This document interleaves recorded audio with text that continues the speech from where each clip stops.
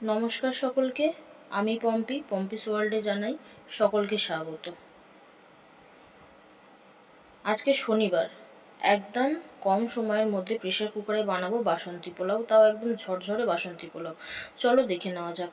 750 বাসন্তী ভোগ চাল নিয়েছি, সেটাকে আমি জল দিয়ে ধুয়ে ভালো করে জল ঝরিয়ে রেখেছি।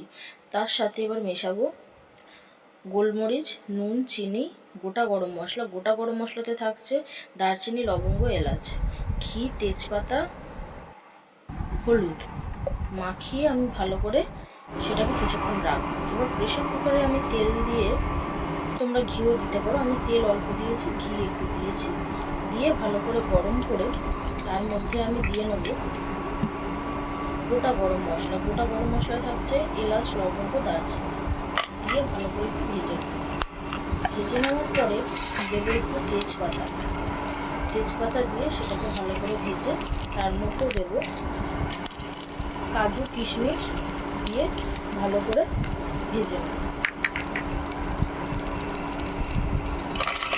আঁচটাকে খুব বেশি হিট করবো না, লো ফ্লেমে রাখবো। ভালো করে ভেজে নেওয়ার পরে আমি যে জল ঝরিয়ে রেখেছিলাম চালের মধ্যে মাখিয়ে রেখেছিলাম যে সমস্ত উপকরণগুলো, সেগুলোকে আমি প্রেশার কুকারের মধ্যে দিয়ে দেবো। জল ঝরিয়ে যেটা রেখেছিলাম সেটা এবার তার মধ্যে দিয়ে ভালো করে চালটাকে ভেজে নেব। ভাজা করে নিয়ে চালটা যেন প্রত্যেকটার মধ্যে ঘি বা তেলটা যেটা দেওয়া হয়েছে সেটা ভালো করে যেন মিশে যায়, মানে ভালোভাবে যেন ভাজাটা হয়।